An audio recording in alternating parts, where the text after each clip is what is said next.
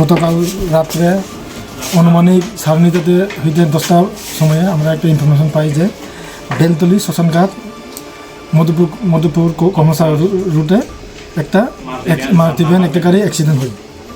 খবর পাওয়ার পরে আমরা অফিসার স্টাফ সবাই যাই দেখি একটা গাড়ি মানে গুরুতর অবস্থা অ্যাক্সিডেন্ট হয়েছে, একটা পিলারকে ধাক্কা মেরেছে। তারপর আমরা 5 জন ইনজুরকে শিফট করি। এখানের মধ্যে ড্রাইভার প্রদীপ দাস আছে, তাই নিয়ে বেশি সিরিয়াস ইনজুরি, বাকি 4 জন সবাই শিফট হয়েছে।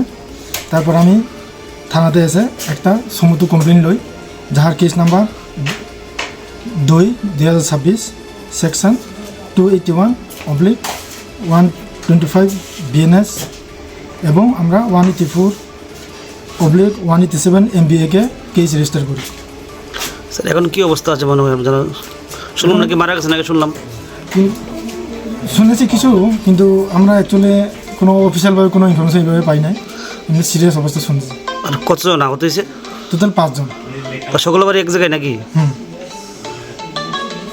তাদের কালে শুনলাম নাকি তার জন্মদিন ছিল নাকি ছেলেটার? হ্যাঁ শুনেছি, তারা জন্মদিন পালন করতেছিল, তারপরে বন্ধু বান্ধব ঘোরাফেরা করার সময়